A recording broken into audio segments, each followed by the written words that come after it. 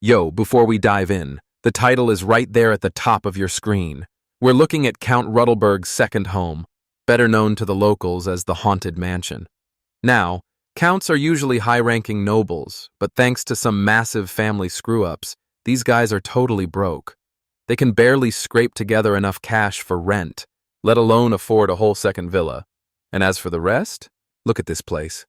Rusted gates, shattered stones, the whole 9 yards. These massive, untamed trees are so overgrown, they're literally swallowing the sun. It's the perfect setup for a straight-up horror movie. Well, at least it was. But everything changed 2 weeks ago when Lucia flipped the script. Luciana decides they're taking tea out on the terrace, and her maid is absolutely flustered by the sudden move. Her friend gasps in total shock out on the terrace. But we're just getting started. But when they follow her in, their jaws hit the floor as they stare at a massive, breathtaking fairy tale kingdom that looks absolutely nothing like the garden they remember. Luciana cracks a subtle smile and motions for them to get comfortable, inviting the group to join her for some tea. The second they take a sip, the chatter dies instantly as they chug it down in pure awe, feeling that silky sweetness wrap around them like a warm, sugary hug. These blossoms glide down their throats like pure silk, hitting them with a rich, mellow flavor that's completely free of any bitter aftertaste, making this one of the... One girl finally breaks the silence, eyes wide with shock as she asks if Luciana can actually afford such high-end tea, but Luciana just smirks and reveals it's the same stuff they serve every single day, sending a wave of gasps through the room. He questions Ripple while another friend shudders in disbelief, wondering how this literal nectar came from the same bitter leaves as before, but Luciana just gives a knowing laugh and reveals that even the cheapest tea becomes a masterpiece with the right technique. And yeah, these two are totally gay. Everyone's eyes lock onto the mysterious maid, but they quickly shrug it off and get back to their loud chatter. That is, until one friend speaks up. They're absolutely floored, realizing it's not just the tea. Luciana has completely overhauled the garden, the manor, and the entire vibe in just 2 weeks. But when they demand the secret, she plays it cool and keeps her mouth shut, making one of them snap back, He tells her to quit being such a tease, but then he freezes, realizing her voice sounds totally off, and asks Lucia when she started talking like that. Luciana's smile glitches for a split second as she shoots a look at her maid, internally screaming because she totally crushed that princess routine her friends don't realize she spent forever practicing. They just giggle, saying they prefer her when she's chill, which makes her let out a real laugh as she finally admits she's been obsessing over being perfect. Luciana's been grinding to nail that perfect lady act for the big spring debut, but the second her friends head out, Celeste steps in to drop a major reality check that she told to fix her messy hair before dinner. Luciana whirls around in a heartbeat. She turns, her face flushing red, before suddenly lunging into her maid's arms to shout her thanks. The maid stumbles back, stammering that hugging a servant is totally against the rules, but Luciana just beams, saying she's way too happy to care. And then we head to the tea party. Honestly, that party would have been a total train wreck without her. The maid tries to wiggle out of her grip, but Luciana just flashes a cheeky grin and tells her to quit resisting and let her have just one little squeeze. The maid shoots her a look of pure shock, demanding to know where on earth she learned to talk like that. They're ready to drag her back to etiquette boot camp and start from zero, but Luciana throws her hands up in total defeat, begging for literally any other punishment to convince them. Desperate to win her over, she blurts out that she'll play the part of a perfect lady whenever they're out in the world. The maid shoots her a skeptical look, demanding to know if she's actually willing to swear on it. Luciana's head practically bobs off her neck as she nods with everything she's got, letting out a heavy, defeated sigh. The maid lets out a defeated sigh, finally giving in and ordering her to get back to brushing her hair. While the maid brushes out her hair, she catches her reflection and finally asks the big question. Why on earth would a girl like her choose to work in a place like this? I mean, with her talent, she clearly had her pick of the litter. It seemed like a casual conversation, but you just know there was a hidden motive lurking beneath the surface. But keep that in the back of your mind for now. Curiosity finally won out. sending little Ritsu on an internet deep dive into the world of kitchen, house, and parlor maids. And it wasn't long before she managed to score herself a brand new home. A few days later, her dad walks through the door to find her rocking her very own tiny maid outfit with the biggest, brightest grin imaginable. He's absolutely beaming, and as her parents share a knowing look, they whisper about how she's finally found her spark again after being bored out of her mind for so long. It's like the dull, gray world she was stuck in is suddenly exploding back into vibrant color, and just like that, Ritsuko officially spiraled into a hardcore maid obsession, hyper-focusing her massive genius brain on maid research while treating her actual studies like a total side quest. Out of nowhere, she drops a total bombshell on her parents, announcing she's jetting off to England to master the art of being a maid. And fast forward a few years, she's already deep into her second year. In her second life, just one look at a maid sent a massive jolt of recognition straight through her soul in a heartbeat. In a heartbeat, everything came screaming back. The plane crash, the shattered memories, and the insane reality that she'd been reborn into another world as Celeste McMartin. And that brings us straight to Avalis, a town sitting right on the edge of the border. She finds herself stuck in a town within the kingdom of Thelos, a place she's never even heard of, confirming she's officially been dropped into a brand new world. In this world, magic isn't just a myth, it's the way of life. But way more importantly, being a maid is the most prestigious job you can land. This is her big chance to finally suit up and be a real maid for once. Here's the kicker. You aren't legally an adult until you blow out 15 candles. That means she's forced to run her trade in total secrecy until she comes of age. But as we all know, life never goes exactly as planned. Fate was dealing her a losing hand, and things only got darker when her mother suddenly passed away, leaving behind. Inside that letter, she pours her heart out, begging for forgiveness for leaving him behind, and praying that he'll find a way to move on, and prayed her daughter could find it in her heart to forgive her for disappearing. She poured her soul into the page, wishing she'd been there to see her grow up, celebrate her adulthood, and cheer her on as she finally chased that dream of becoming a maid. She joked that a mother's intuition is no joke. She'd known her daughter's secret goals all along. Then she dropped a total bombshell. She was a maid herself once, and that's exactly how she met the girl's father. She'd kept it a secret until now, but her father was actually the heir to a massive county, and by this point, he'd definitely be the big shot in charge. And just like that, the letter cuts off right there. Her mother's letter left her with a massive ultimatum. She could crawl back to her father to claim a title as a countess, or she could forge her own destiny and finally live her dream as a maid. Her mom made it clear, no matter what she picked, she'd be beaming with pride. But if she decided to stick with being a maid, she could finally do her one last favor and become the greatest maid the world has ever seen. Celeste's eyes flooded with tears, the ink blurring as she sobbed uncontrollably. She wailed that she'd do it, that this had always been her dream, but the second those words leave her mouth, she notices the candle beside her has flickered out, and as her trembling finger reaches toward it, in that split second, in a heartbeat the wick bursts into flame, light floods the room, and she's frozen solid. She stood there paralyzed, her eyes wide with shock as she realized she was looking at actual magic, something that should have been impossible. This had to be a dream. There's no way. She'd spent her whole life being told she was born without a single drop of magic. So how on earth was this power actually manifesting right now? Her legs gave out and she hit the floor, her heart hammering against her chest like a drum. The terrifying truth finally hits home. If Celeste loses her grip and this power explodes, she's going to hurt everyone around her. Celeste has zero clue that her pinky finger alone packs more raw power than every single mage in the kingdom combined. To put it simply, her massive mana pool and god-tier control are so terrifying they'd make even the strongest mages pass out from pure shock. A total freak of nature like her is bound to stand out and shatter the status quo no matter where she goes.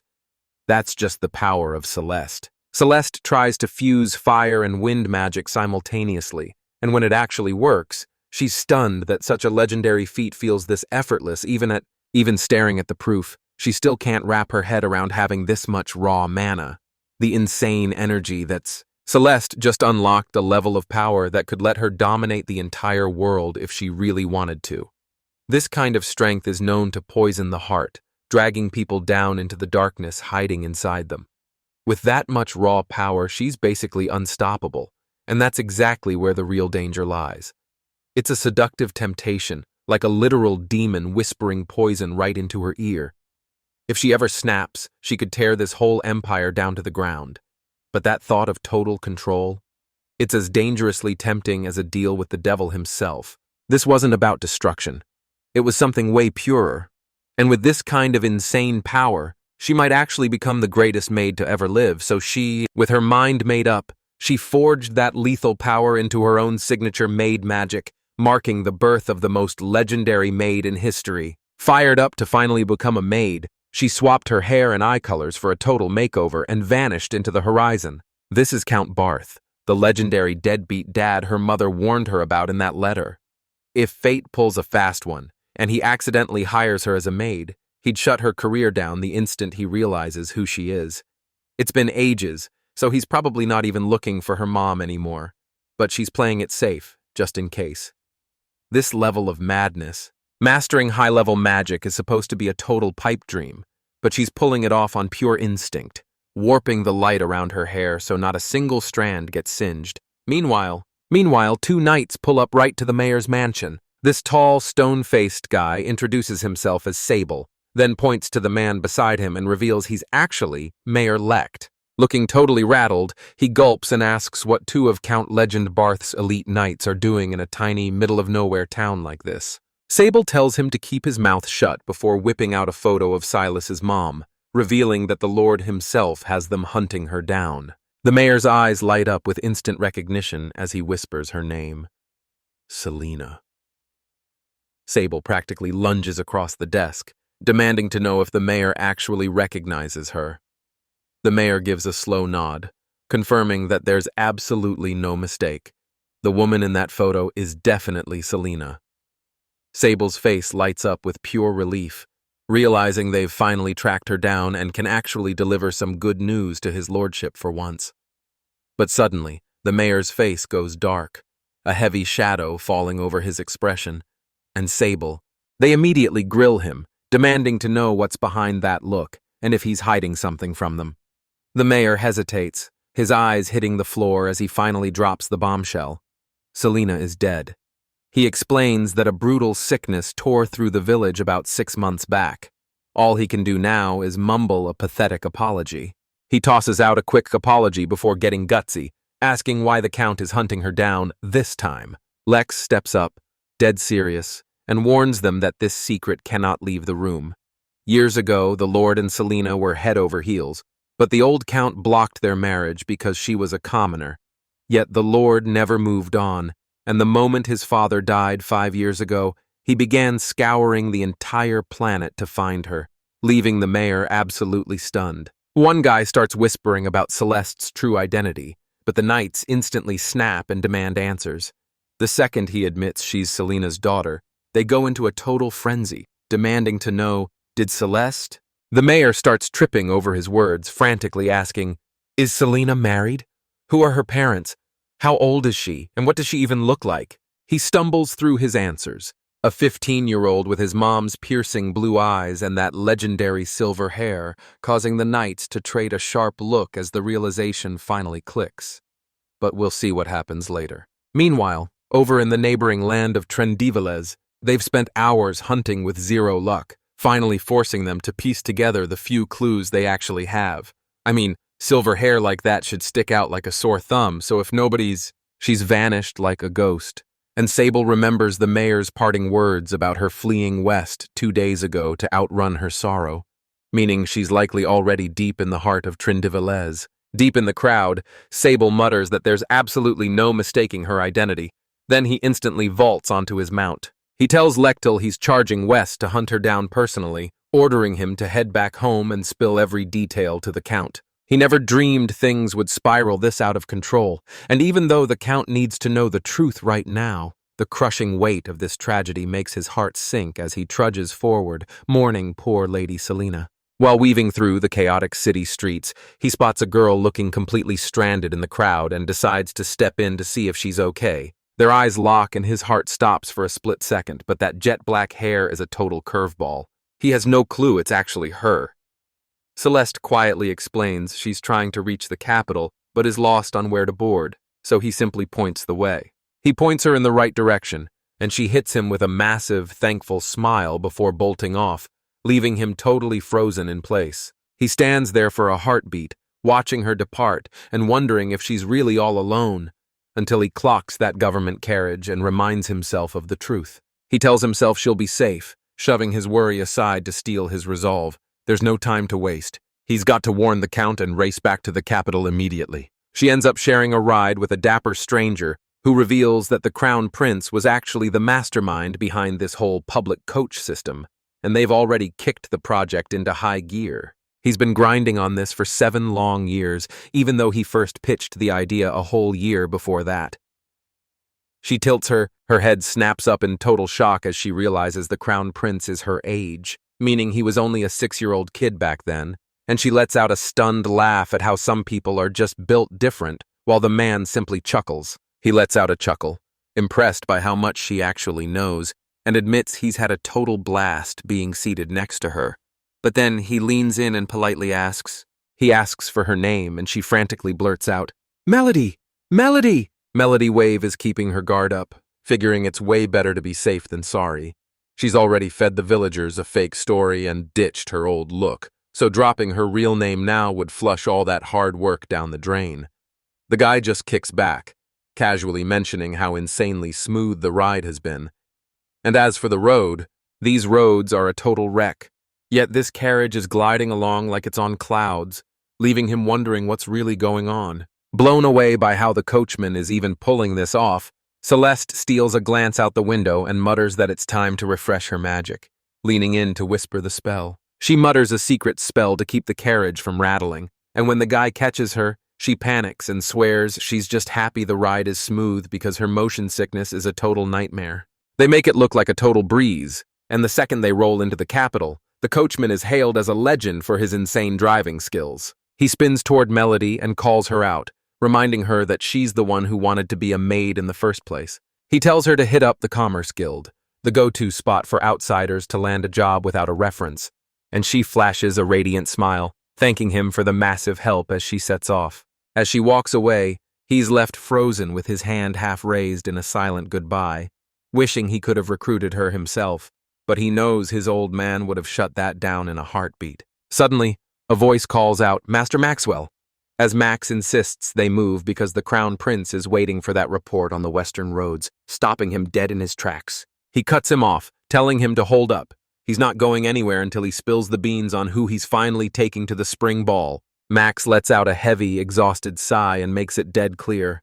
He's not playing bodyguard for anyone. The guy keeps pushing, but Max's voice turns to ice as he shuts him down, declaring he'll only spill the secret if the man ever finds someone he truly wants to invite.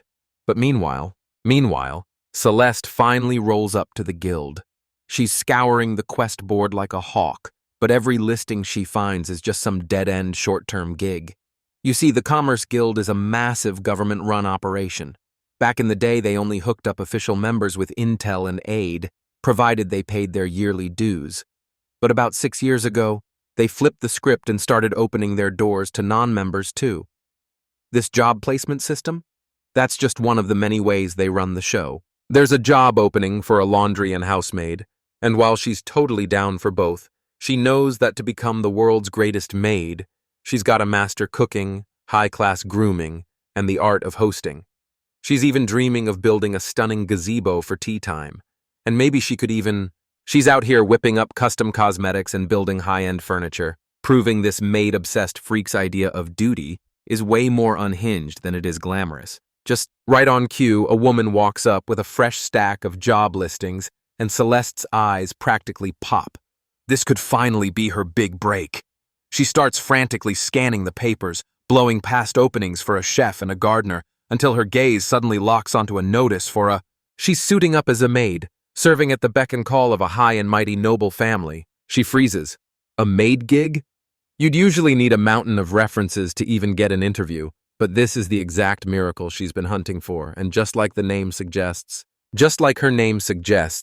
this maid is a total powerhouse who handles everything from the kitchen and laundry to keeping every single guest perfectly entertained. They're usually snatched up by low-tier nobles and commoners who just can't afford a full staff. The workload is absolutely brutal, and to make matters worse, they're at the bottom of the social ladder. Talk about a raw deal.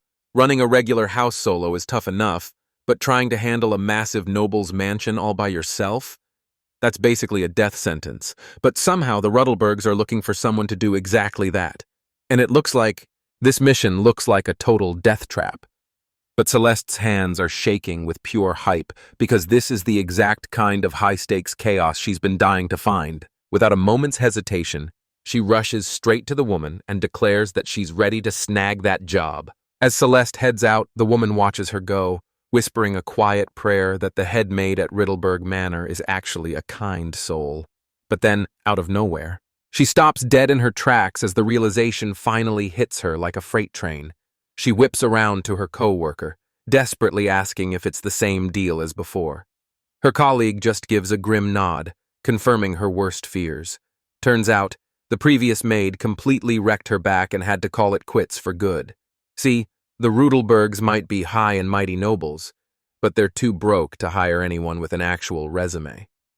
Then again, they'd be lucky to find anyone desperate enough to work in that dump anyway. This woman, she claps a hand over her mouth in pure horror, realizing she just tossed a wide-eyed rookie straight into a total death trap. But meanwhile, Celeste is frozen in front of those massive manor gates, staring up at the gloomy building as a cold shiver hits her. She's convinced the place is haunted, but then Celeste's hesitation finally shatters as a smirk creeps across her face, thinking to herself that this whole situation is one giant tangled mess. This is her big break, and she's landing this job no matter what. So if this is the main gate, the servant's entrance has to be right around the corner. Right as she starts her search, the sound of footsteps makes her whip around to find a girl standing there, demanding to know who she is. Celeste is left absolutely floored by her own beauty for a split second, but the feeling vanishes just as fast. Her confidence completely evaporates the second she spots her bird's nest hair, lifeless skin, and that total wreck of a dress. Celeste snaps back to reality, realizing she's got a job to do, so she straightens her posture and introduces herself as Malady, here for that Commerce Guild posting. The lady is floored that someone responded so fast. The ad literally went up yesterday, but she keeps her cool and leads her to the dining room to get down to business. Luciana grabs her hand and hauls her straight toward the main entrance, and even though a panicked Celeste whispers that servants belong in the back, Luciana shuts her down, insisting that as long as she says it's okay, they're walking through the front door. Luciana introduces herself and admits she doesn't exactly look like royalty, but she's the Count's daughter, leaving Celeste shaking as she realizes she's standing right in front of her boss. Luciana offers to brew some tea, but Celeste starts panicking at the thought of a noble serving her, only for Luciana to flash a smile and insist she's used to doing it herself anyway. Even in her own home, Celeste refuses to let anyone else touch the kettle.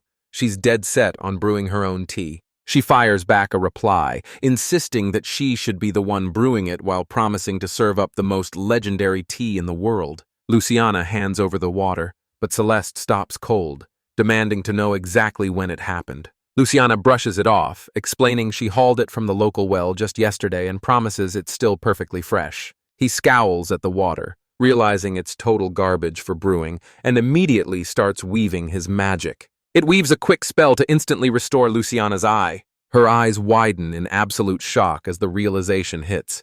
She can actually use magic! She blurts out the question, unable to mask her total disbelief. Celeste just gives a cool nod, promising that the tea is almost ready. But of course now they're already demanding their cut of the deal. Forget stale water. You need that fresh, oxygen-rich stuff straight from a clean well to make this work. The moment the hot water hits, those air bubbles spark a wild convection current that sends the tea leaves into a frenzy. This is the legendary jumping effect, and it's the secret to unlocking the most explosive flavor possible. Right as Luciana takes a sip and her jaw practically hits the floor. She shouts that it's incredible, demanding to know if this is even the same tea. because while she's always low-key hated their garbage budget leaves, the aroma and flavor are suddenly on a whole different level. Luciana shrugs it off as just some pro-brewing technique and asks if Celeste wants the gig. Celeste jumps at the chance, but just as a smiling Luciana goes to make it official, something stops her cold. But then Celeste drops her voice and asks for a private word with the housekeeper about her duties, making Luciana freeze up as the tension hits the ceiling. Luciana asks if she's really that out of the loop, leaving Celeste blinking in total confusion until Luciana nervously drops the bombshell. It's going to be just her. Celeste is still scratching her head, asking if she's the only applicant or if there's just one spot left. But Luciana quickly shuts that down and clears the air. She realized she'd be flying completely solo.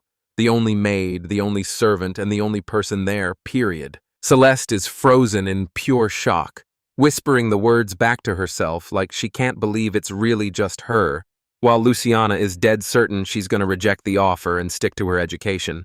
Deep in the capital sits the Royal Academy for Higher Learning, a place where every noble teen is forced into 3 years of mandatory training the second they hit 15. Luciana Rudelberg finally scored her spot at the academy this year, but her big move to the capital turned into a total solo mission. Her parents were supposed to be right there with her, but after some serious drama went down back at their estate, they had to ship her off all by herself while they waited for. She found herself trapped in a literal haunted house with only one elderly maid for company. But then, even she vanished, leaving our girl completely stranded and alone. She kept telling herself she could handle this, no problem. I mean, she'd been crushing the chores back home for years. But then, there was the food.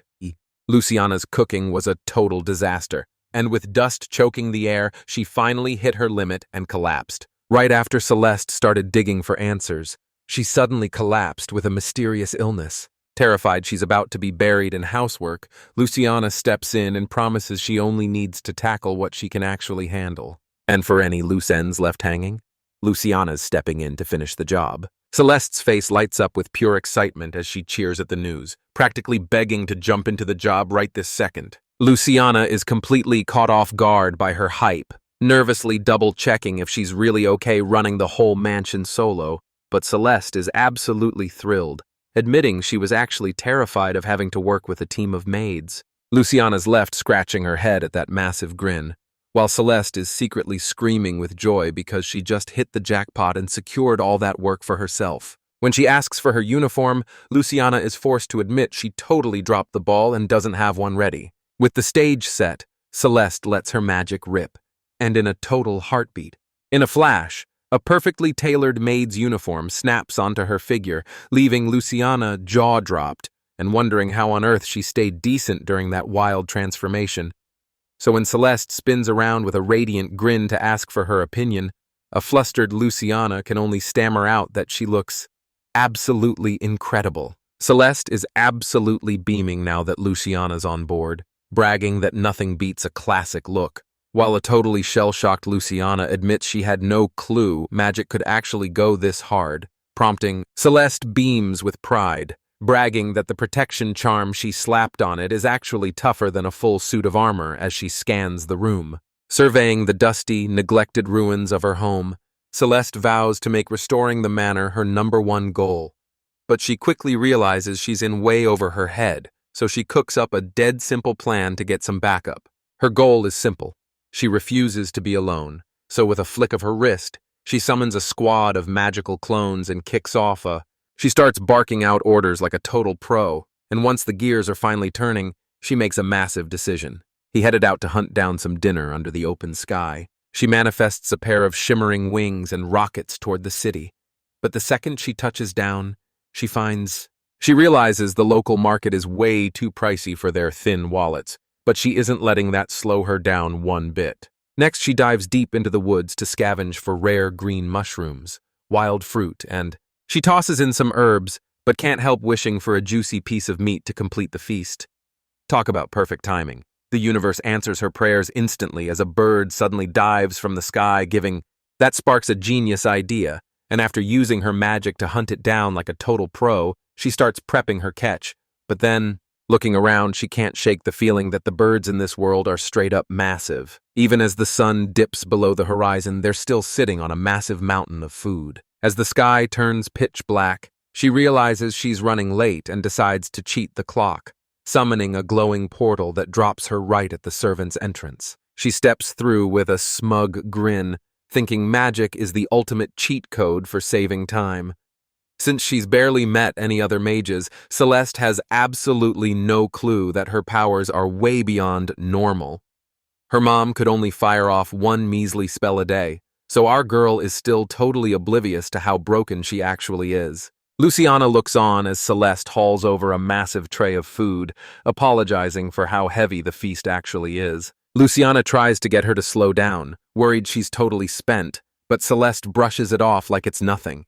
She flashes a blinding smile and insists Luciana just kick back and enjoy her tea, radiating so much hype that Luciana actually feels guilty for just sitting there. Celeste mumbles to herself that since she's finally on a break, she might as well make a quick bathroom run. 2.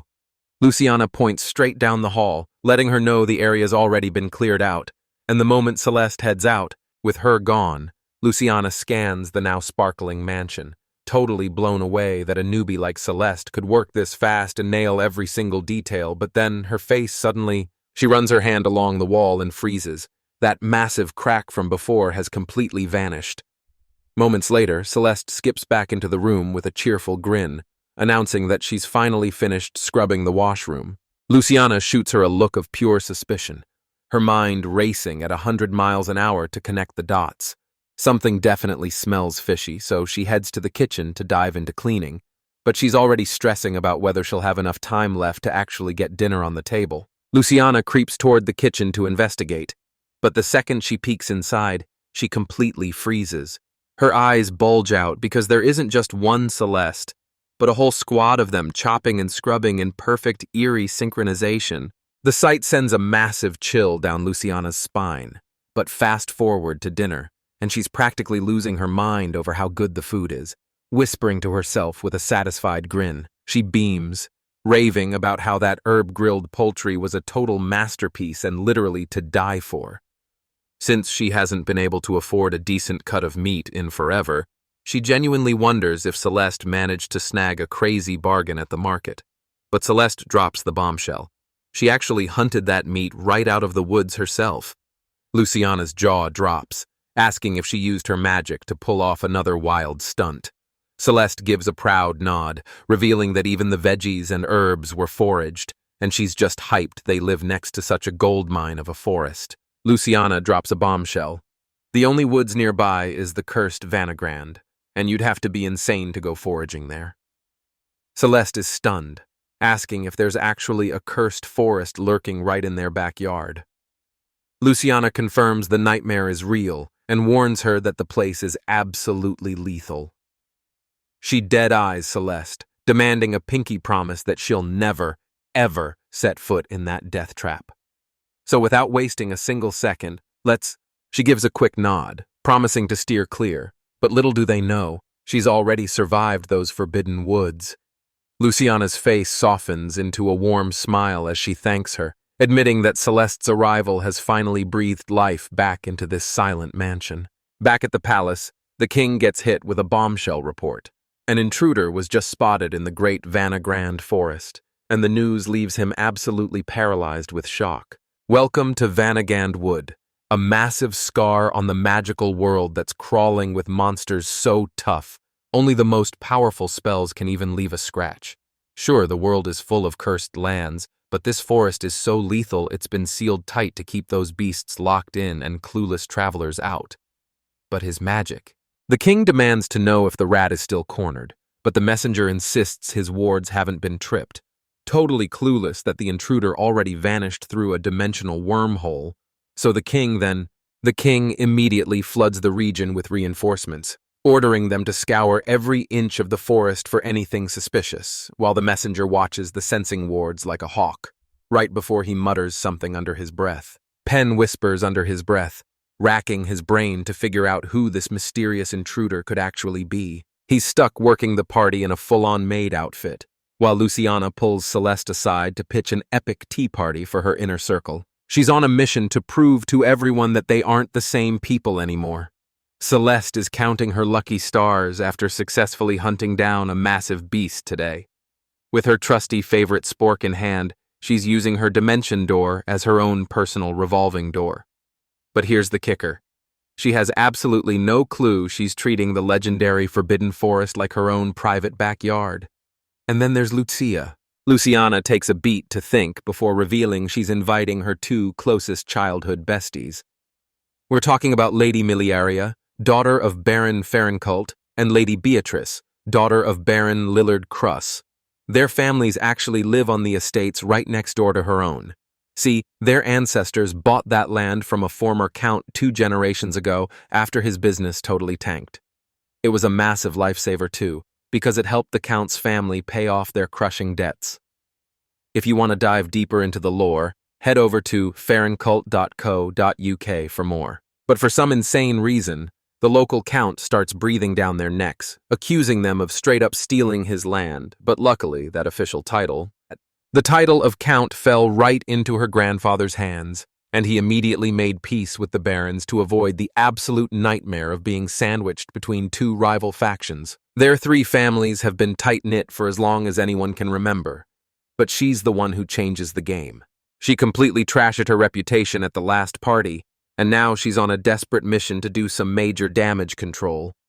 Luciana shoots her a death stare, her eyes literally streaming with blood. Seeing blood literally pouring from his eyes is the final straw that forces her to cave, and just like that, we're jumping forward in time.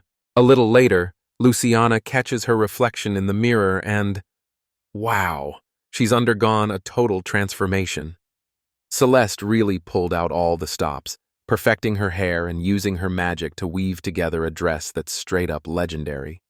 With her confidence hitting an all-time high, all those old insecurities vanish, and she finally feels ready to face them. Actually, scratch that. She's not just ready, she's dying to get those invites out. Celeste sets the tea party for exactly 1 week away, and Luciana is so hyped, she tackles her with a massive hug, screaming her thanks while Celeste stands there stunned. She snaps that hugging the help is totally improper, but Luciana teases that she secretly loves the affection, leaving Celeste grumbling about where she picked up such a sassy attitude. Her grin stretches even wider as she offers a quick apology, leaving Celeste to just mumble under her breath. She's got a massive mountain to climb if she's going to get her ready before the big party, and Luciana's just standing there like, wait, train me for what exactly? Celeste flashes a wicked smirk, declaring that she's about to give her a brutal lesson in how a real lady is supposed to talk. In that heart-stopping moment, Luciana realized she'd just unleashed a living nightmare named Mizunami Ritsuka. Tsuko was a once-in-a-lifetime prodigy, and if she hadn't been taken so soon, her insane talent and relentless drive would have definitely carved her name into the history books forever. Why? Because her willpower is absolutely cracked. Once Ritsuko locks onto a goal, she becomes an unstoppable force of nature. She got so obsessed with mids that she grinded herself to the bone to master every single detail. And since she expects that same level of insanity from everyone else, her training sessions are straight-up Spartan torture. But hey, look at the bright side. After all that waiting, Luciana's powers finally exploded into life. With the tea party just 24 hours away, disaster strikes when a maid fumbles and completely ruins Celeste's dress. Celeste insists everything is under control, but her maid is already hitting the panic button and demanding to take over. She whisks her straight to the nearby mansion where she works, promising to have a steaming bath ready for her in a heartbeat. They've got to scrub that uniform right now or that stain is permanent, while Celeste follows behind, her mind racing. Judging by how modest the mansion looks, he figures the maid probably serves a low-ranking baron or a simple knight. Cut to the guest room where she's standing there in just a towel, low-key losing it over the fact that she's basically naked for something so incredibly stupid. Finally, she stops overthinking and melts into the steaming water, muttering about how this world's hygiene habits are just straight-up bizarre. The tubs are all fancy Western ceramics, but the actual routine? That's pure Eastern style. You've got people scrubbing down on stools before they even touch the water, just like back in Japan. It's this weird mashup of Bob's current setup screams late 19th century England, but don't be fooled, because we're actually in a magical medieval world. The weirdest part? Every single bathroom is a high-tech masterpiece straight out of modern Japan. And it turns out this entire world was Kobo. This whole world was a masterpiece stitched together from the absolute peak of human history. But as the realization finally starts to sink in, she stops and realizes it's been ages since her last soak. But hey, it's not like she actually needed one anyway. She starts thinking that maybe, just maybe, it wouldn't hurt to let the mask slip for a split second while she keeps on yapping away. Her blonde hair cascades down as her true eyes finally return, and she whispers a heartfelt hello to the mother she's missed so dearly. Seeing their matching gaze in the mirror, she tells her mom she finally pulled it off, and now she's determined to grind until she's the undisputed best in the world. But she's spiraling, wondering what it'll take to actually qualify, because what does being the best even look like? This was her mom's dying wish, but she's desperate to know the raw emotions hidden behind those final haunting words. She's ready to do whatever it takes to be the GOAT. But she's never hitting the peak unless she masters every insane chore a maid can handle. And right now, this gig at the Riddleberg mansion is her ultimate training ground. Because after all, sure, she might have some self-taught tricks from her past life, but let's be real, she's still a total rookie. This is her very first time actually clocking in for a real maid gig, and the ink on her certification is barely dry. She just needs to keep grinding and leveling up until she finally fulfills that promise to her mother to become the absolute greatest. The undisputed GOAT. That steaming bath worked absolute wonders for her mood and finally thawed her out. But now feeling refreshed after that soak, she decides it's finally time to track down Paula and get her uniform back. She swings the door open and instantly freezes in her tracks, finding herself face to face with a guy who's just as naked as she is. For one heart-pounding moment, neither of them can even twitch, both frozen in absolute disbelief when suddenly, startled out of her skin, Celeste lets out a panicked shriek and reflexively triggers a spell that poofs the man right out of existence. Clutching her towel in a total panic, Cream fumes over that absolute creep who just barged into the bathroom without even knocking. He's acting like he totally runs the joint. Suddenly, Paula storms in, frantic from the noise and demanding to know what just happened. But here's the kicker. She has no clue that he actually does own the place. Back at the mansion, the Count drops a total bombshell by ordering Lectus to attend the spring ball, leaving the knight frozen in shock as he frantically tries to argue that a low-level grunt like him would just be invisible in a room full of nobles.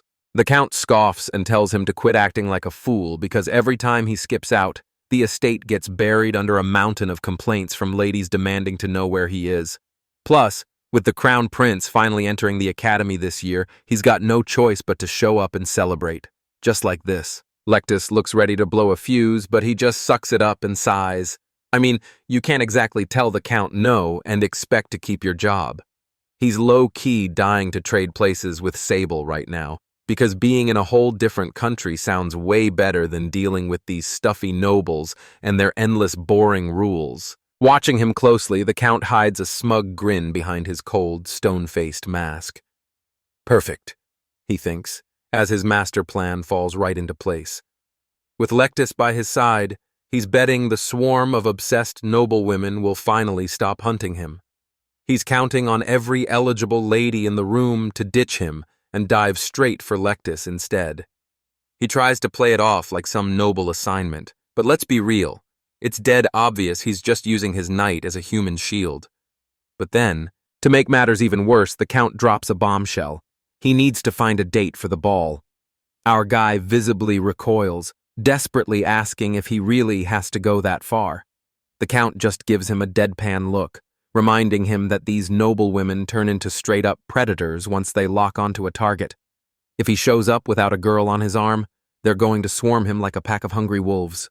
And the way he says it, his voice drops to a whisper as he laments that if only they'd found his daughter sooner. He confesses he'd actually hoped Lectus would be the one protecting her, thinking he would have made the perfect bodyguard. But then his eyes turn ice cold as he glares at him, warning him that he better not be stupid enough to ever touch her. Right? After checking the report, he doubles down, basically saying Lectus would have to be insane to even think about laying a finger on his girl. Once news broke about Selena's death and her secret daughter Celeste, the Count sent a scout to the neighboring country to hunt her down. But that man has completely vanished. The twist? She never even crossed the border.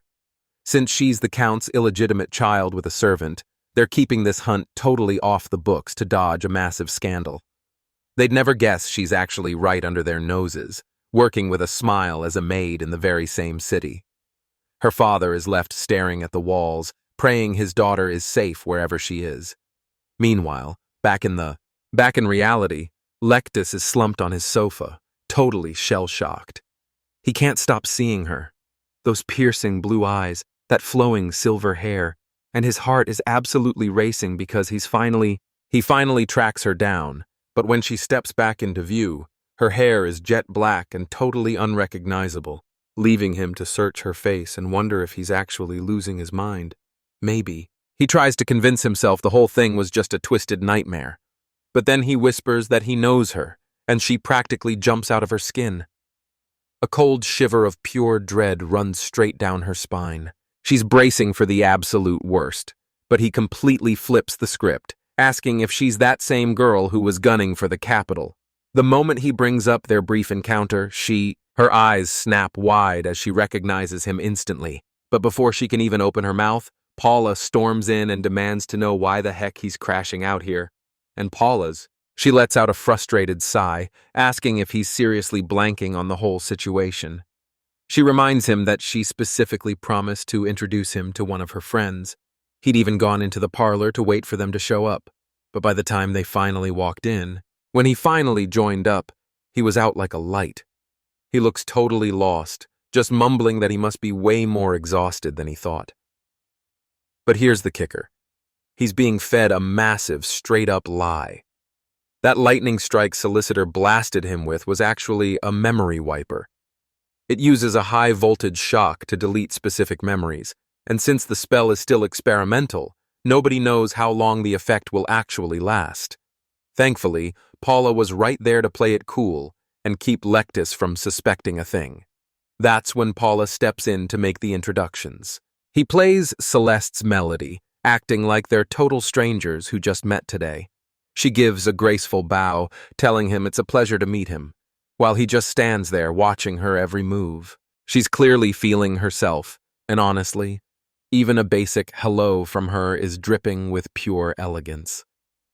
As Lectus watches, he flashes back to the Count's orders. The guy didn't care who the partner was. As long as Lectus tracked down he needed a partner with actual class who wouldn't cause a scene, and as those words ring in his ears, Count Riddleberg watches her, wondering if he's really about to take the plunge and ask. Tucked away in the north, this territory was once a massive kingdom powerhouse, but after the previous Count's total financial meltdown, they had to sell off almost everything, cementing the Riddleberg's legacy as the nation's most famous broke nobles. It took decades of grinding to finally kill off that mountain of debt. But let's be real, the family is still flat-out broke. Even with empty pockets, the Count's absolute loyalty to his people won him the kind of devotion money just can't buy. Just look at what happened when the harvests failed last year. He slashed taxes to the bone to keep everyone from starving, and those he saved will never forget his sacrifice. And now, because of his absolute devotion to his people, he's been promoted to the Lord Chancellor's office, the highest seat of power in the entire kingdom. The current head of the family is a man named Hughes Riddleberg, and he's one of the few who actually knows what it's like to be dirt poor. The moment Luciana's parents arrive at the mansion, they freeze in their tracks, staring up at the place in total disbelief.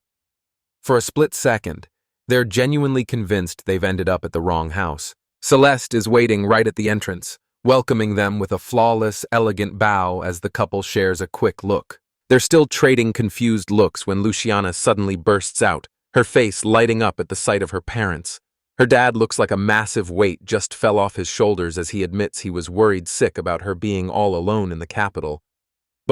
But that joy vanishes in a heartbeat, and Luciana's face twists with fury as she shoves her bewildered father back and snaps. She swears she isn't looking to end him, but insists he's earned every bit of this agony for his sins, and when he asks what Confused, she demands to know what he means, shooting him a death stare as she gestures toward the mansion.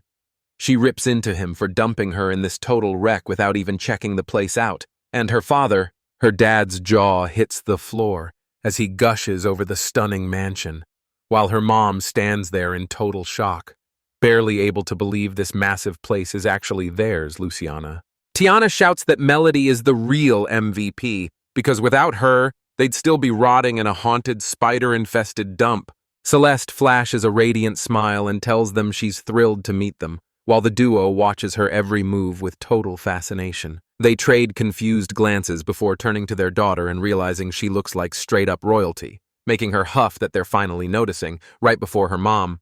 Her mom demands to know where she got the fancy new dress, but Luciana reveals it's actually just last year's hand-me-down that Melody worked her magic on, and when she suggests her mom get the same treatment, the lady is left absolutely floored. Her mom is absolutely floored, demanding to know how she cleaned that mess, but Celeste dodges her gaze and frantically pivots, shouting that lunch is served, leaving Luciana beckons her parents to follow, promising to spill the tea over lunch, but she stops to drill a hole through her dad with a glare that tells him he's got some serious soul-searching to do. And as her father, her dad does a double take, remembering an older woman in the role. But Luciana explains the previous maid's back finally gave out, making room for Melody to step in. Melody stepped in to take her place, and right then, he spoke up to ask. He asks who just finished whipping up the meal, and Luciano's like, "Come on, it's obviously Melody." Who else? Her parents are completely floored, and her dad insists that Melody never even left their side. Luciana just mutters that it's been a while since she's used this trick, but she had Melody do it today just to skip the long-winded explanation. Confused, he blurts out, "Do what?" He's dying to know what's up, and he gets his answer the second he spots it sitting right there on the table. Her dad's voice is shaking as he stares at the three of them, stuttering out a question about triplets. But Luciana just tells him to give it a second. He's going to give up on trying to make sense of this madness real soon. One after another, the haunting chime of wine glasses rings out, followed by that chaotic melody crashing back in for round 2. For the second time this month, the Rudelberg mansion is absolutely exploding with screams of pure terror. Fast forward a few days, and Celeste is making sure Luciana hasn't forgotten a thing. But Luciana's so on top of it, she literally repacked her entire bag just to be safe. Her mom's bummed they can't bring Celeste along, but she promises to fill her in on every heroic detail of Luciana's bravery once they're back. Luciana brushes it off, insisting the ceremony is no big deal and that she'll be back on her feet in a heartbeat. In the blink of an eye, Celeste became a core part of the Rudelberg family, constantly drawn back to the man. With the mansion finally quiet after seeing them off, Celeste lets out a massive sigh of relief, realizing she's finally finding her rhythm and earning their trust.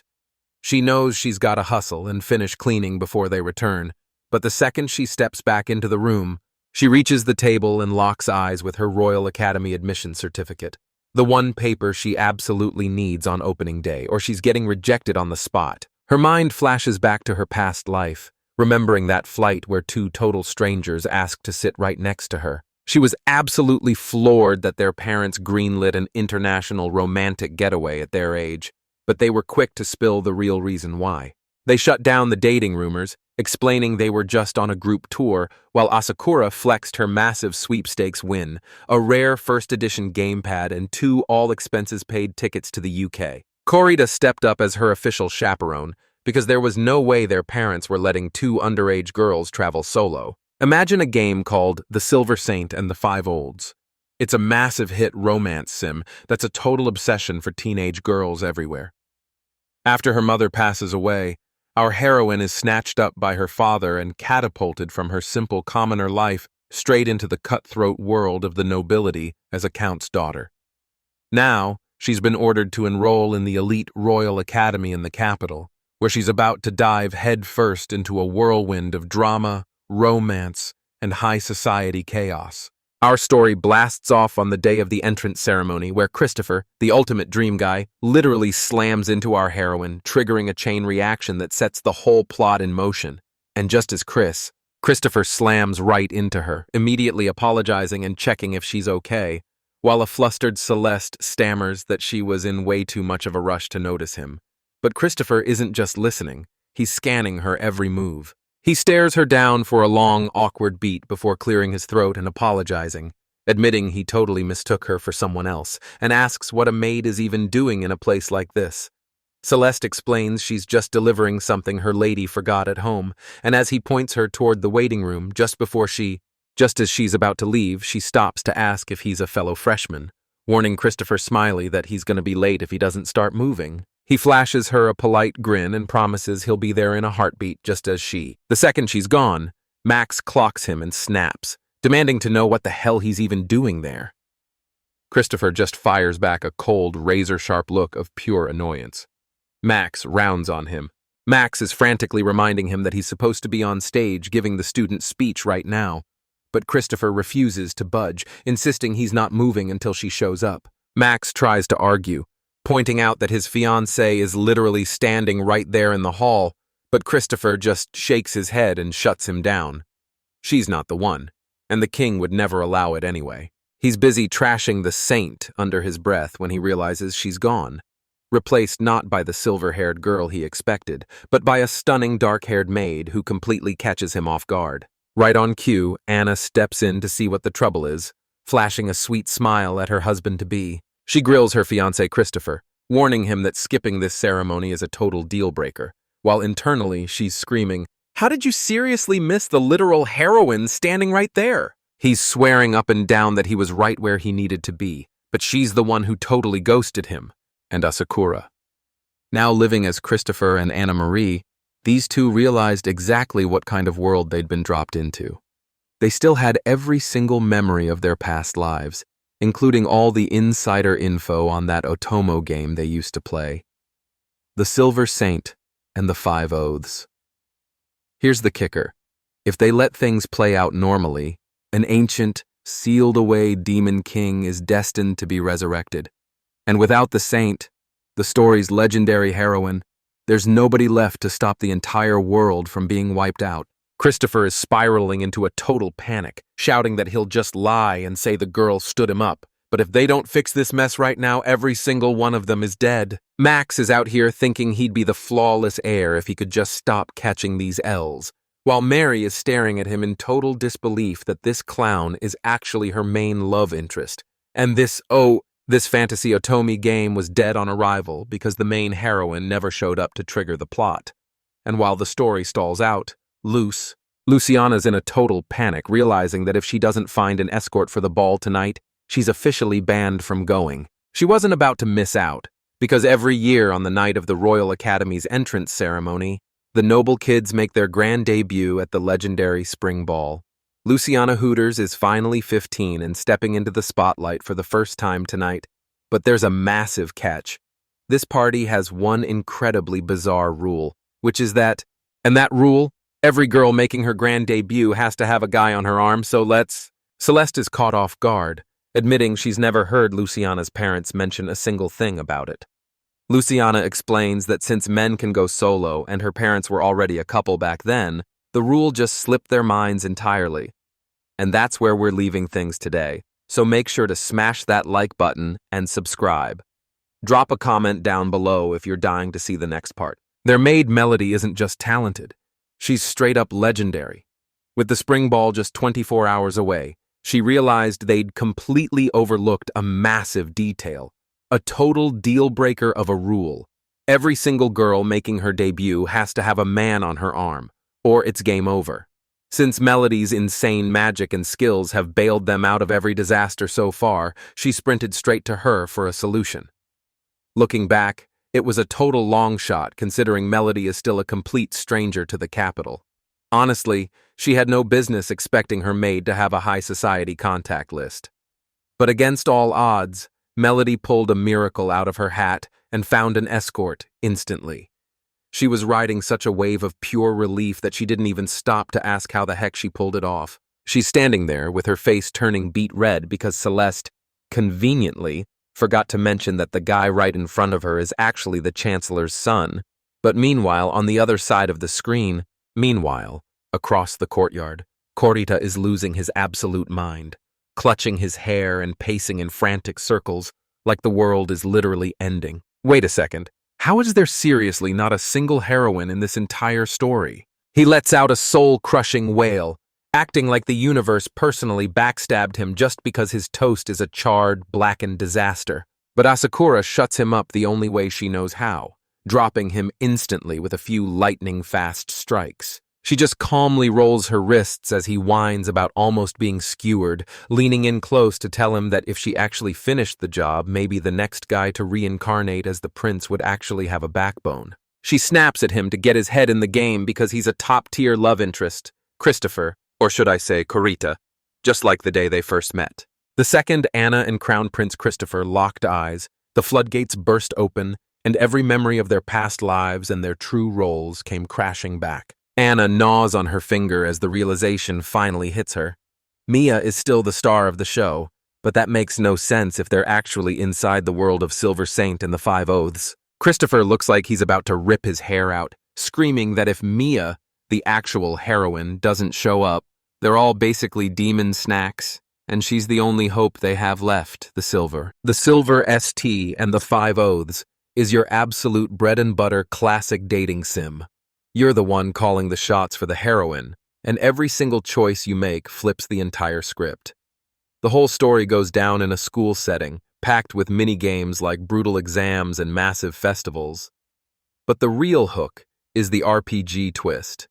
We're talking a literal demon king and a legendary chosen one destined to slay him. An ancient evil, bound by forgotten magic for centuries, starts thrashing against his chains the second our heroine starts her first day of school. He's invincible to everyone except our protagonist, who's about to inherit the legendary powers of a mysterious maiden known as the Silver Saint. Time has erased all memory of both the Dark One and the Saint, so our girl has zero clue about the world-shaking power that's about to drop into her lap. But as the seal holding back this nightmare begins to crumble, bizarre and dangerous incidents start turning the school into a total freak show. As the Dark One's power surges back to life, our heroine's holy magic finally starts to awaken, leading her straight into a restricted ancient library where she uncovers the truth about her destiny and the massive holy war that's about to kick off. As she's busy sparking up some serious chemistry with her love interests, the Dark One's goons are closing in on her every move.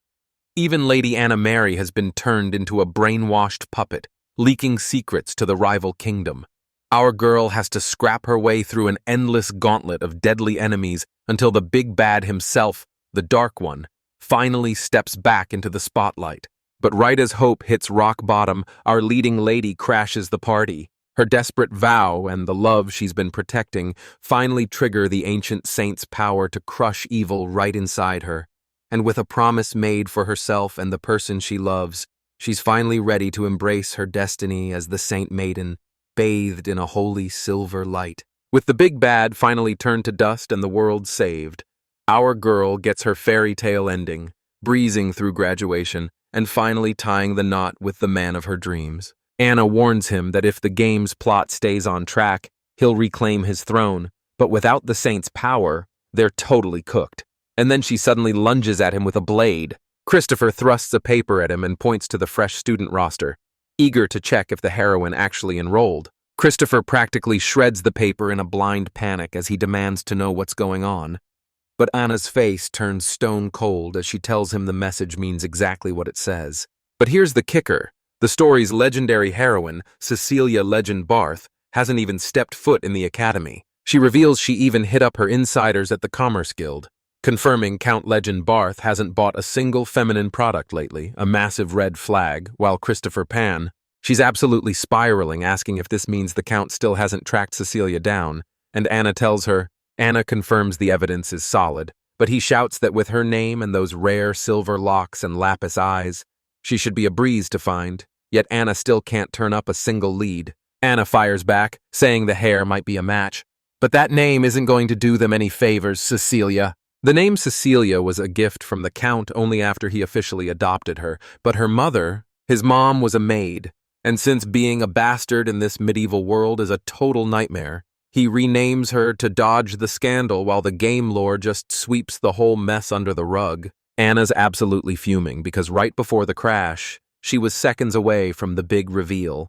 and now that she's finally got the chance to see her favorite heroine in the flesh, the girl is a total no-show. She's throwing a fit because instead of witnessing that legendary, mysterious smile she's obsessed with, she's just stuck staring at, well, nothing. She's stuck staring at Christopher's pathetic, scrawny mug every single day, and as he sputters in shock, asking why she's being such a menace, Anna completely blanks him, bragging that her man is built way better than Christopher could ever dream of, which sends Christopher into a total rage as he barks back that he'd take the heroine over her fatty cushions any day, calling her a walking fan service trope. She snaps, demanding to know if he's really body-shaming her, but he just fires back that she's the one who picked this fight. Just as the door swings wide, Max makes his grand entrance. She locks up right next to Christopher, her face turning beet red as she breaks into a total nervous sweat. He completely misreads the vibe, grumbling under his breath as he squeezes his eyes shut and finally lets it rip, asking why they won't just make their engagement official since they're basically glued at the hip 24/7 with no...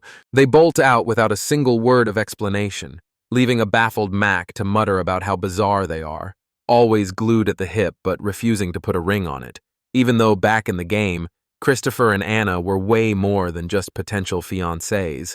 They had to.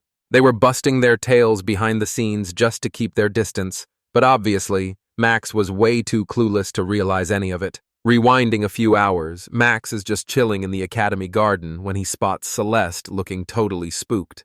And the moment she asks if he's Mr. Max, the realization hits them both like a freight train. The moment she recognizes him, her face lights up with pure joy as she gushes about how long it's been. And seeing her uniform, he realizes she actually made her dream of becoming a maid a reality, prompting her to thank him all over again for the life-changing help he gave her back then. She clocks his uniform and realizes he's actually a second year, and as the truth hits her like a ton of bricks, she practically hits the ceiling, realizing he's got to be royalty to study here. But Max just laughs it off and tells her to drop the formal act since they're friends. He grills her on why she's even showing her face when she's not on the payroll. But she snaps back that he's just as out of place, since this ceremony is strictly for freshmen. She explains she's a servant for the Rattlebergs and the young mistress left something vital behind. But Max just shoots her a look like he's not buying it. Staring death right in the face? Wait, the Ruddlebergs? Aren't those the dirt-poor nobles living in that creepy, haunted-out mansion? The Rudelberg estate is notorious among the elite as the capital's most terrifying haunted mansion. But Max remembers the Count being a total gentleman whenever they met at his father's office. Still, something feels off. But let's be real, Celeste is a total rookie. Is she actually ready to survive a place like that? He points out that serving high and mighty nobles for her first gig is a total nightmare, but he's ready to jump in the second she needs a hand. She flashes a big smile and tells him to stop stressing, because she's actually doing great, and everyone in the house is being super sweet to her. Max finally lets his guard down and flashes a grin, convinced he was just being paranoid, and tells her how relieved he is. But then she clears her throat, sounding a bit hesitant, and he instantly snaps to attention. He snaps to attention, asking if something's up, while silently kicking himself for being so naive. Is she actually being mistreated after all? Instead, Celeste spills the tea that her precious young lady is actually still rolling solo without an escort. Max blinks in disbelief, repeating the word escort, but she just nods and says, if things get ugly, she'll just throw on a suit and protect her herself. Max just loses it and starts howling with laughter, making Celeste absolutely blow a fuse as she demands to know what's so hilarious. He's actually cracking up while she's worried sick, even though this is a total life-or-death crisis for her lady. So he immediately walks it back with an apology, admitting he's actually just stoked to see how tight she's become with her charge. She's absolutely beaming with pride, but she doesn't stop there. She cranks her power up to the absolute max. Max suddenly pipes up and asks why he can't just be the one to escort the girl himself. He figures it's only fair to make amends since he spent the whole time laughing at her misery. Celeste is completely blindsided, staring at him in disbelief as she asks if he's actually for real. Max flashes a confident grin and agrees, since he was already hitting the ball and is more than down to play the gentleman for the night. Celeste beams with relief and bolts off to give the young lady the good news. Max watches her walk away, totally captivated by her radiant, honest energy that feels like a literal pocket of sunshine. But after a bit, before long, Max was totally over all the shallow girls throwing themselves at him just for his top-tier looks or his dad's massive influence. See, this guy has been a legendary heartbreaker with god-tier visuals since he was a literal toddler. He finally hit. He started dodging girls left and right, but don't get it twisted. It wasn't that he hated them, he just kept his distance. His god-tier looks didn't even make her flinch. And even after finding out he was high-ranking nobility, she didn't start hunting for his status or gold. He feels this bizarre sense of security whenever she's around, and for a second, he wonders if he's actually falling for her. But he quickly realizes it's not that kind of romance. She tries to thank him again, but he just flashes a blinding grin and hits her with the classic, "Hey, what are friends for?" He's left wondering what kind of person Count Rudelberg's daughter actually is, but snapping back to the present, he pays his respects to the Count and his daughter, but one look at them tells him something is seriously off. He's too stunned to even get a word out, his mind racing as he realizes he's dead broke, while these guys look like literal royalty, and to top it off, he's running way behind. As the sun sets, Max rolls up in his carriage to whisk Luciana away, and the second she bursts out, blushing like a total tomato and looking completely frazzled, he's right there waiting for her. He's barely keeping his cool because he's never seen anyone look this breathtaking, and he's fighting for his life not to burst out laughing as he reaches out his hat. He snatches her hand and pulls her along, shouting that they've got a massive ball to get to and zero time to waste. Luciana finally cracks a bashful little smile, wishing them the absolute best time on their big outing. Right before she boards, she flashes a massive grin and waves one last time to Celeste. Celeste drops into a flawless, elegant bow, wishing her lady the most magical night imaginable. Luciana's parents decide it's time to head out too, but her mom suddenly stops and turns to Celeste, remembering she's got her own big plans tonight. And while Celeste feels bad for leaving the place empty, Luciana's mom is still there to hold down the fort. Diana's mom just chuckles and tells her to relax and go have some fun. She's been working like a total machine without a single day off since she joined the house, so she definitely deserves a break. Just as long as she isn't out past her curfew. Celeste ditches her outfit and lets her hair flow as she steps out into the cool night air, waiting at the meeting spot and wondering about the dress he promised, though she's really hoping he didn't go overboard just to impress her, for her sake. Right then, Lech strolls onto the scene and asks if he kept her waiting, so Celeste just flashes a wide grin and brushes it off, saying she literally just got there, which leaves Paula totally stunned. Anna's already on the scene with her arms crossed, barking at Celeste to get a move on because they've got work to do, and fast forward to later. Celeste gulps in total shock, whispering no way as she realizes she's been completely blind to the truth this whole time. She stares at her reflection in total disbelief, realizing a stunning maid was hiding right under her nose this whole time, while Paula beams with pride, revealing that her family were absolute pros in the makeup industry. Celeste touches her face in total shock, asking if they really need to go this hard since she's only filling in as Sir Lex +1, just like he asked. He'd just pop in, give his boss a quick nod, and bolt straight home, while Paula grumbles about that trashy manager and pushes her friend to go after him. He's yelling at her to pick up the pace since they're already late. But right then, Celeste suddenly appears. He's got zero plan. His face flushes a deep crimson, and he white-knuckles he winces, eyes slamming shut like he just took a physical blow, and he stays frozen in place until her voice finally breaks the silence. And suddenly he barks that they need to leave right now, and the carriage begins to lurch forward. As he pulls away, Paula watches from the shadows, muttering that this say hello and run plan is looking way more complicated than he promised. Fast forward to the carriage ride. Celeste is totally lost, demanding to know what he meant and where the heck they're even going. She's convinced her ears are playing tricks on her, especially since Lex is staring at the floor, barely able to choke out a whisper. "The castle?" she mutters, repeating the word in total disbelief as she demands to know what he's thinking, forcing him to finally explain the madness behind his plan. He drops the news about the royal ball like it's nothing, but she's completely paralyzed with fear. I mean, how is he being so casual about this? He's dragging her straight to the same spring ball where her own lady is making her big debut. And while Lex swears his boss forced his hand, Celeste is absolutely spiraling as she realizes she's been totally played. He drops a quick apology, but honestly, she's the only person he knows who actually checks all his boss's boxes. She's totally losing her mind, screaming that a maid showing up to the same ball as her mistress is a total scandal, so there's absolutely no way she's letting this happen. Lek grumbles under his breath about what a total waste this is. Paula literally pulled 3 straight all-nighters just to finish the dress Celeste is rocking. And you can bet Celeste is feeling every bit of that pressure. Best is ready to lose her mind and scream, but Let just keeps twisting the knife, mocking the fact that after 3 whole days and nights, not a single soul got to see it. What a total waste. Celeste falls dead silent, because as much as she wants to talk trash, the incredible craftsmanship and soul Paula poured into that dress is just undeniable. She knows he's making total sense, so she finally gives in and agrees to head back to the ball. But she's gonna need a killer disguise to keep her lady from catching her. He double-checks if she's actually ready since her makeup is a total transformation, but she just shuts him down with a cold, blunt response. He shuts him down with a brutal reality check that leaves him glowing red with embarrassment, and Paul is just standing there totally mortified. Paula's makeup game is actually top tier. But while the guys are totally clueless, any girl with sharp eyes is gonna see right through her disguise in a heartbeat.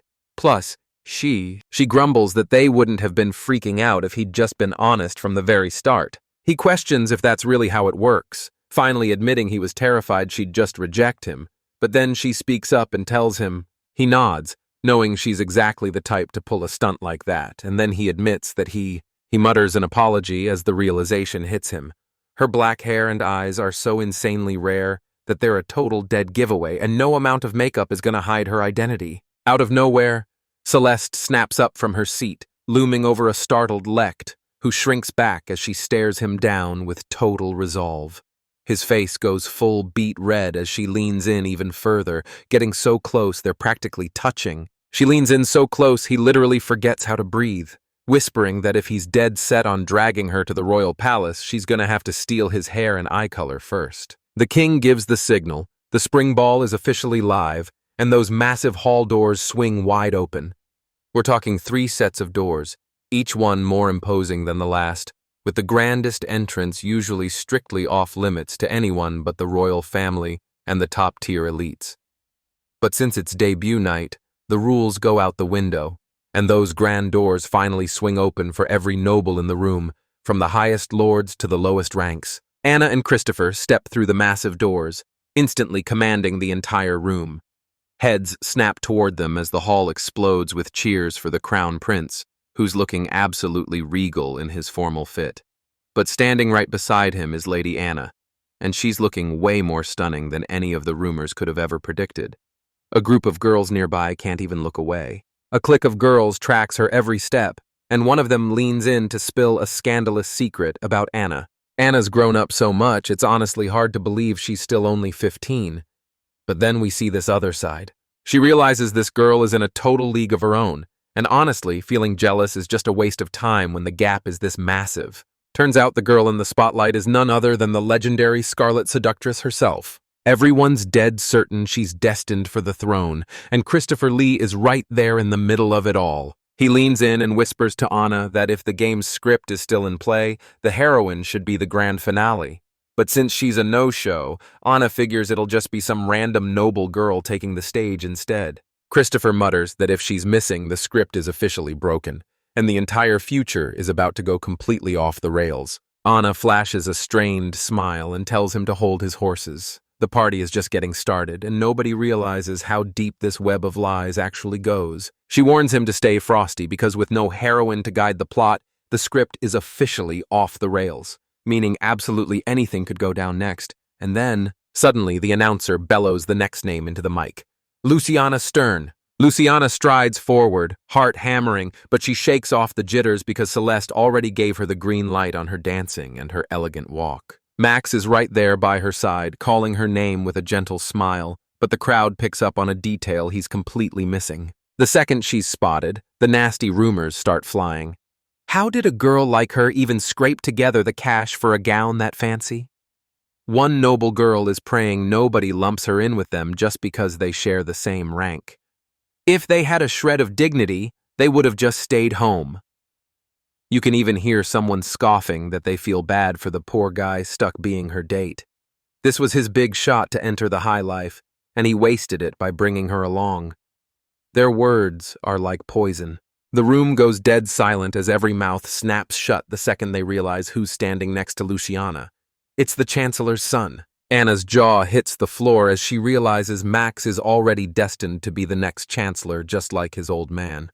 And even though every noble lady in the land is desperate for his attention, he actually showed up with Luciana, leaving Anna shaking because in the game, she's supposed to be the only one left.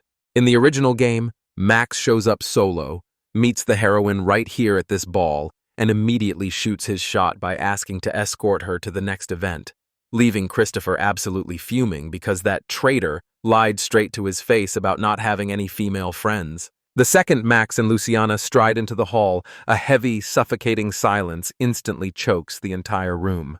They stepped up to the king and queen, looking awkward as hell and stiff as a board, while Anna is literally vibrating, barely keeping her cool because Luciana is the exact brand of top-tier cutie she lives for. She's dying to give Max a massive high five for such a legendary catch, but Christopher is shaking for a completely different reason. That traitor can go straight to the Shadow Realm, because how on earth is Max's date his perfect dream girl? The moment the girls make their grand entrance, the orchestra strikes up a sweeping waltz to kick off the very first dance. Following tradition, the king and queen lead the first dance, using this massive debut to flaunt their status and leave the entire court in absolute awe. But the rest of the room might as well have been invisible, because every single eye was glued to these two power couples, Anna and Christopher, and Luciana and Maxwell. Not a single soul even looked at the other ladies, turning the entire debut into an absolute social train wreck and blowing their one big shot at glory. The Chancellor strides right up to Count Rudelberg, gushing over how stunning his daughter is and confessing that back when the Chancellor nearly flipped his chair when he heard his son, who's always a lone wolf at these parties, actually brought a date this time. But seeing that literal fairy princess by his side, it's no wonder the guy is completely under her spell. The Count is sweating bullets, praying they didn't cause a mess, but the Chancellor just smiles, saying he's actually relieved since he'd been suspecting. He originally pegged this guy as a suck-up using his own son to get ahead, but after seeing them together, he's starting to realize he was dead wrong about the Root's true motives. Everyone knows the Rudelbergs are flat broke, and while that leaves them without many allies, it also keeps those greedy financial leeches far away. The Chancellor flashes a smug grin, realizing this is the girl who finally melted his son's icy heart, and you can bet he's already cooking up a plan for later. Suddenly, Beatrice and Maliaria corner Luciana, demanding the full story and insisting that as her best friends, she isn't allowed to keep a single secret from them. Luciana is totally blindsided and starts tripping over her words, while Max just stands there watching her get left in the dust like a total nobody. Suddenly, a total stranger walks right up to Christopher and asks if he'll join her on the floor for the next song. Christopher keeps his cool with a polite smile, but inside he's spiraling, convinced he looks like a high-end rent-a-date or just some clueless kid. Out of nowhere, a boy steps right up to Anna and asks if she'll join him for the next dance. Anna keeps a graceful smile plastered on her face, but deep down, she's low-key panicking that she looks more like a call girl than a guest. With the boring speeches finally over, the dance floor erupts as the party kicks into high gear, and right on cue, the high-fashion latecomers start making their grand entrances. The Vice-Chancellor is standing there totally lost in his own head until the Chancellor himself strolls up, asking what's got him looking so stressed. He plays it cool, just asking if Lex has shown up yet. And the Chancellor flashes a wicked grin, bragging that he basically ordered Lex to attend like a literal human sacrifice. The Count is totally oblivious, having no idea what they're actually hinting at, while meanwhile, the Vice-Chancellor's mind starts to wander, desperately hoping his daughter has been found and is finally laughing among those happy girls. He's scanning every girl he sees, wondering if he'll ever actually find her. But man, he misses Serena so much that the silence without her is straight up soul-crushing. He's aching for his family, wishing he could see her just one last time, when a sudden flicker of movement snaps him back to reality.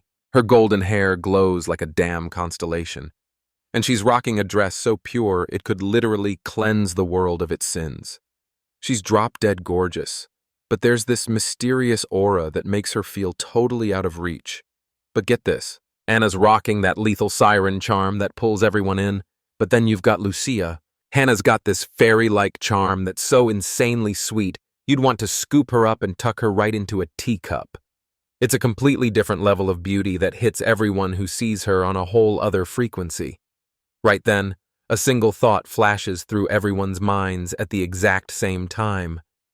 She's a total angel. An actual angel is hiding in plain sight, pulling the strings as the Chancellor of the United States. Alcella quips that for a fancy ball, this place is rocking enough bells to put an entire naval fleet to shame. For a split second, the Vice-Chancellor catches a glimpse of a girl, and, in his absolute heartbreak, wonders if his lost Serena has finally returned, but he shuts that idea down fast. Sure, hair color is easy to fake, but there's no way any dye could ever replicate Selena's iconic blue eyes. Lex rushes in, apologizing for the delay, but the Vice-Chancellor just laughs it off, betting that a grand entrance might actually work in his favor. Before his eyes lock onto the stunner on Lex's arm and he asks who she is, only for her to flash a mysterious smile. He flashes a polite grin, introduces himself as Cecilia, and gives him another incredibly warm welcome. He's absolutely stunned once again, as if destiny is hell-bent on playing a sick joke. Cecilia was the exact name he'd dreamed of giving his own daughter, to welcome her into the world of high society. Meanwhile, Luciana's squad is low-key losing it, whispering and pointing as they wonder how she got so insanely glamorous. Seriously, where are all these absolute goddesses coming from? Miljara and her crew might as well be invisible at this point. Luciana's eyes lock on, and after a quick double-take, the realization hits her. There's no doubt about it. That's Celeste. She forces out one final, shaky smile under Luciana's intense gaze, desperately trying to convince herself that they're total strangers. I'm telling you, suddenly every girl in the place is swarming her, desperate for even a second of her time. Lex raises a hand to clear the air, admitting she's actually no noble, and this is her first time ever at a party like this, while a lady standing nearby.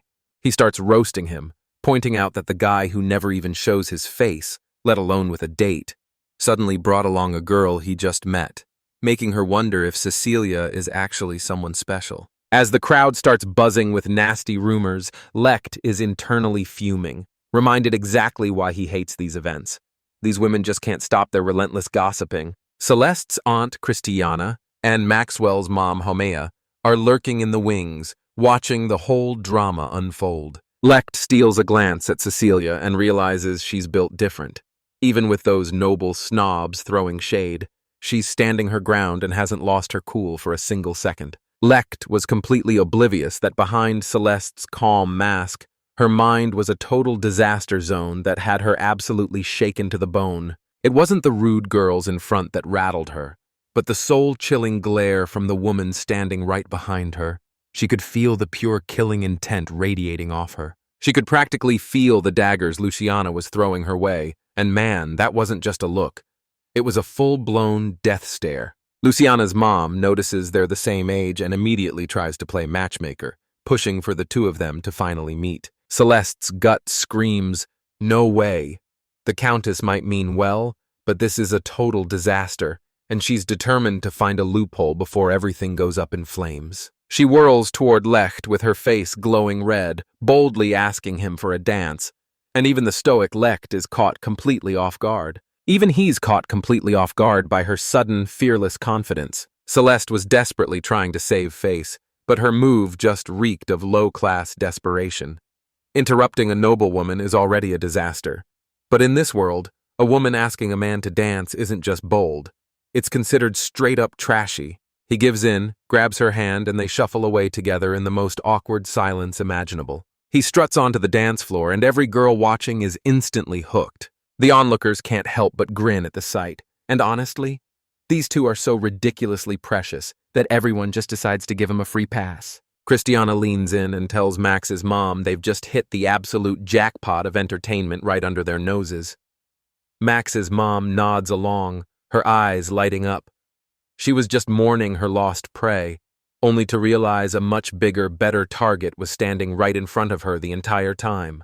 Across the way, Luciana's eyes are practically smoldering with rage, and she definitely caught exactly what Celeste was trying to pull. Celeste ducks the strike with ease, looking so terrifying that even her friends start tripping out and asking why she's so intense, but she just shuts them down with a cold, "It's nothing," before shifting back into the fray. She marches right up to Tomax and demands a dance, which is a total scandal in this world since women are strictly expected to sit back and wait for the guys to make the first move. His behavior was honestly outrageous and totally unforgivable, but he's just so freaking cute that everyone immediately gave him a pass.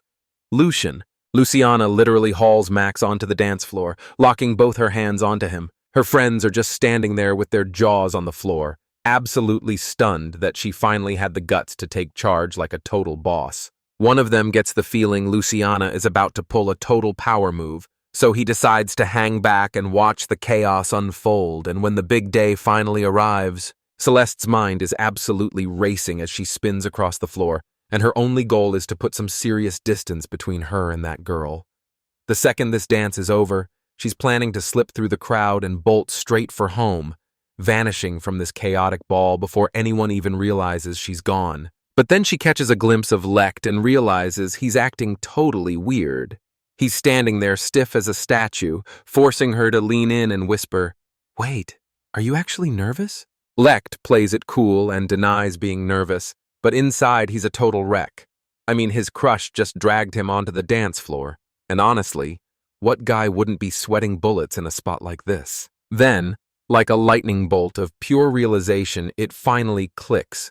He's actually obsessing over the girl he likes, and he starts to wonder, could he really be? He finally realizes he's actually falling for her, and honestly, the thought catches him completely off guard.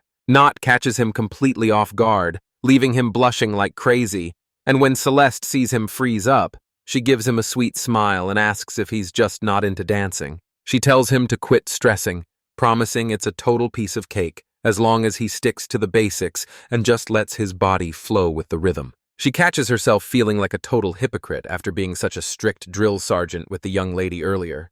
But then in a split second, he pulls her into a firm embrace, catching her completely off guard. She's stunned for a heartbeat. But as the rhythm takes over, she realizes he's actually a natural on the floor. And honestly, she's having the time of her life. They start moving in total sync, and she starts throwing out some wild moves to see if he'll crack. But she's absolutely stunned when he matches every single twist and turn with. She executes the turn with surgical precision, leaving the crowd absolutely breathless as her cape billows out like the wings of a divine angel. A blinding streak of color tears across the scene, forcing every eye to follow. But while everyone's distracted, Anna collapses onto the sofa, totally drained, venting to Christopher about how she can't even say hi without getting swarmed by guys begging for a dance.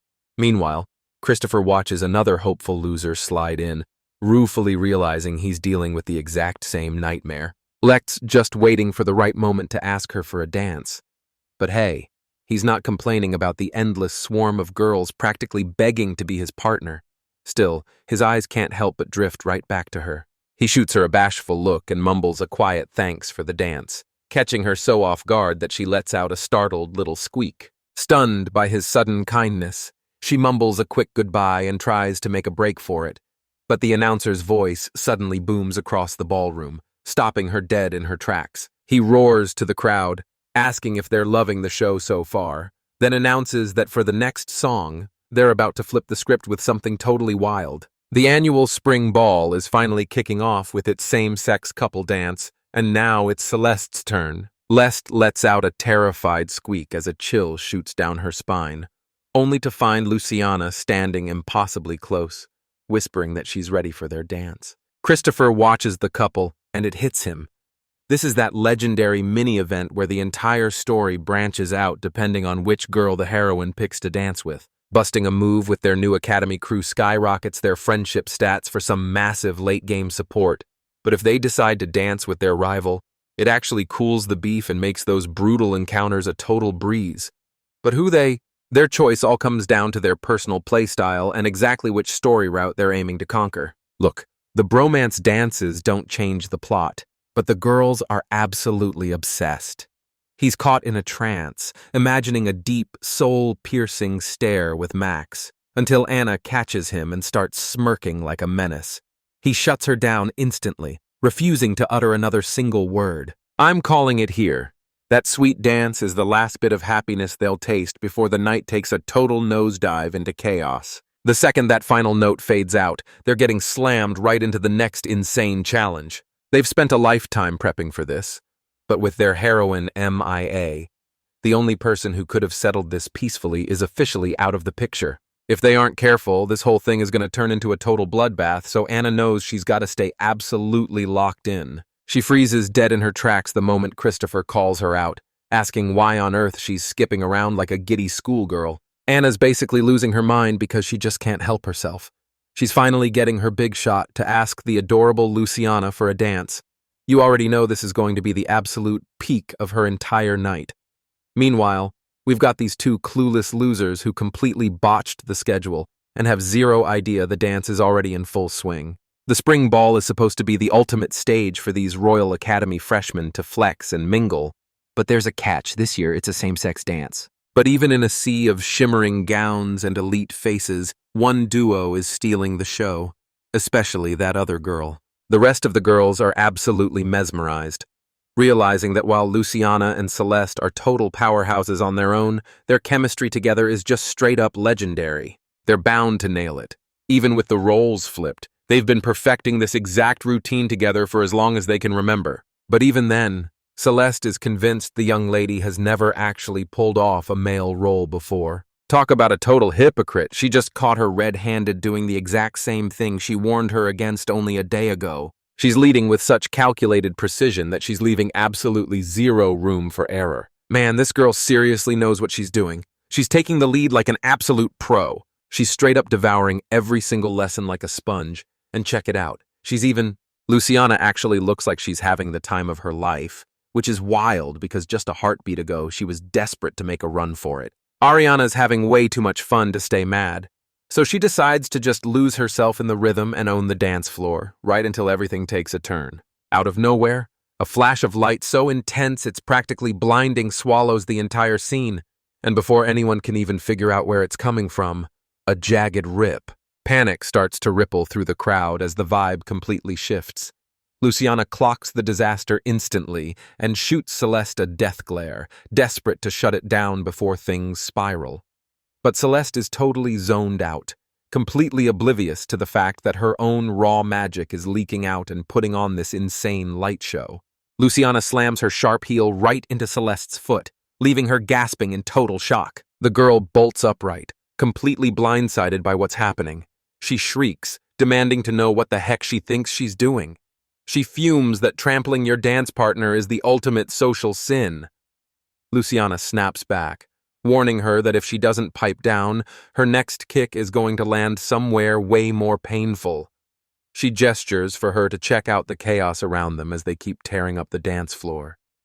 Every single one of them, they're having a whole conversation without saying a single word, and Celeste snaps her eyes shut, focusing every bit of her energy to make that blinding light vanish. The second the glow fades, the dance picks right back up, and the whole crowd just loses their minds. Lecht watches the whole spectacle with a skeptical look, calling out how bizarre that was, and the Chancellor can't help but nod in total agreement. The Vice-Chancellor tracks down Lechton to ask where Cecilia's hiding, but Lechton explains they totally lost each other during the chaos of the same-sex dance. He looks down at his hand, questioning what he's even holding as his eyes go wide with pure disbelief. His eyes practically bulge out of his skull the second he spots that photo. Even the Vice-Chancellor has to confess that the whole situation is beyond eerie. For some reason, Cecilia is giving him major Selena vibes. He knows there's a connection, but he just can't quite nail it down. He's straight up baffled and can't even begin to wrap his head around it. New hair, different eyes. Literally nothing is the same. Seriously, the human brain is one crazy piece of work, right? Lecht's looking visibly shaken and decides he's got to hunt her down, figuring Luciana dragged her off to some secluded corner for a private interrogation. It finally clicks. The very first time he ever crossed paths with her was back in Avarancion, right in the middle of the desperate hunt for Miss Serena. Who would have guessed that Nina, the same girl he found wandering around lost that day, would be the one he'd end up falling head over heels for? He's pretty sure she's hitting 15 this year, but since her big day hasn't rolled around yet, he figures she's still just 14. Man, that's a massive 7-year age gap between them. And honestly, even if they were the same age, would she even give him the time of day? Even though they've barely met, it's painfully obvious that her entire world revolves around being a maid. It's her first, second, and 100th priority. Since most girls are expected to hang up the apron once they tie the knot, he's dead certain that trying to win her heart would only lead to a massive rejection. He heads outside and spots both girls perched right on the edge of the fountain. He's on edge for a second, wondering if Luciana is about to blow a fuse over Celeste being there. But then Luciana locks eyes with him and whips her head around, hitting him with a glare so sharp he instantly freezes in his tracks. Luciana leans in, whispering a heartfelt thanks for the incredible night they just shared. But right as things get sweet, without even flinching, she drops a chilling warning. If he ever tries to play her like that again, she's personally gonna make him regret it. He snaps to attention with a frantic, "Yes, Lady Luciana," while secretly thinking this woman is low-key terrifying. Looking back, it's like she clocked her identity the very second they met, even though the Count and his wife were totally oblivious. Wait, there's no way she... He rips off the disguise, and honestly, nobody would ever guess she's actually a dark-haired maid. But his inner voice is already screaming. Is he positive she's Wait, is she actually raven-haired and dark-eyed? He tries to convince himself he's sure, flashing back to their first meeting near the border in Trindiveles. Her hair and eyes were definitely as dark as the night back then. But a voice in his head won't stop screaming. Is he absolutely certain he's never seen her any other way? Back in the capital, he's zonked out in the parlor, but the moment she steps in, his restless heart finally finds its peace. Out of nowhere, Hart is slammed by a wave of pure agony, and he's left totally clueless, figuring it's just some freak accident. But the second the moonlight hits her, that golden hair shimmers like pure silver, and his eyes are absolutely mesmerized. His eyes go wide as the pieces finally click. The legendary Count Barth had a secret lover named Serena, and they had a daughter named Celeste. This girl is the spitting image of them, sporting the Count's silver hair and Selena's lapis eyes, a face he recognizes instantly from the portrait the Count gave him. It's not just the looks, though. She's from the exact same territory where Serena was found, and she disappeared right when the young lady Celeste went missing. Let knows she can use her magic to pull off the ultimate disguise, shifting her eye color and hiding the truth that her golden hair is a total fake. In reality, he's seen every single thing while watching her, his face a mask of pure shock, and it all traces back to that one day. Forget the formal parlor. That day in the capital, he actually caught her in the bathroom, and her hair was a total sight to behold. With that shimmering silver hair and those piercing lapis eyes, there wasn't a single doubt left in his mind. It was her. She's completely clueless about the mental war he's fighting right now. She just flashes him a sweet smile, apologizing for making him track her down all this way. He was so blinded by her hair and eyes that he never realized just how much she actually looks like Serena. Right as Serena died, a lone girl vanished from the territory, and get this, with her silver hair and piercing blue eyes, she's a total dead ringer for Serena. Could it really be a total fluke that she's anything but ordinary? He knows it's her. There's no doubt about it. And against every single odd, he's finally realized that Melody is actually the legendary Lady Celeste. He freezes as a sudden, heavy thought about his feelings hits him like a truck, but he instantly shakes it off. That's not what matters. Melody just wants to live a quiet life as a simple maid, and if the Lord ever finds out she's here, her entire dream is going to come crashing down. But how is he supposed to keep her a secret when his own master is practically dying to meet her? He's racking his brain, but there's just no path forward where everyone walks away with a smile. With everything falling apart, he's actually wishing he'd never even met her. A total 180 from just minutes ago when Luciana was asking if she was finally over her anger. She shuts that down instantly, telling them he's actually off the hook. Turns out he'd already manned up and apologized before they even reached their destination. Luciana figures since she's already let it slide, She'll spare him from a brutal 100-paper fan beatdown, for now. She smirks to herself, realizing just how narrow that escape was, especially since Lady Luciana was practically breathing fire just a second ago. Luciana's keeping it real. She's actually thrilled she showed up and had a blast dancing with her, but it totally kills the vibe knowing he's the reason it all happened, and he's nothing but a total coward, spinning lies just because he's too terrified to man up and ask her out for real. If he thinks he can hit on her, he's dead meat. She belongs to Luciana, who snaps her head around to demand if she really just sees that guy as a friend. Celeste just flashes a gentle smile and drops the great friend bomb, leaving Luciana staring in pure disbelief at the most brutal, high-definition friend zoning in recorded history. It's not like Celeste hates the guy. Actually, it's worse. She likes him, but she's got him permanently stuck in the friend zone, and she suddenly perks up to mention meeting a sweet girl named Paulia, a maid working right in his own mansion, and her face. Blushing hard, she explains that while Paulia isn't a perfect replica, her skills are absolutely insane, especially with a makeup brush, and Celeste can't stop gushing about how she's a literal artist who's just so talented. Lucia is blown away by her insane creativity, realizing she's got a massive mountain of skills to learn from this master. Luciana shoots her a deadpan look, thinking this guy is absolutely cooked. And even though she's praying for his downfall, it's getting so pathetic she actually feels kind of bad for him. Celeste suddenly catches herself rambling and blurts out an apology, but Luciano just waves it off, telling her she'd better head back before her escort starts a literal manhunt. Or so it seemed.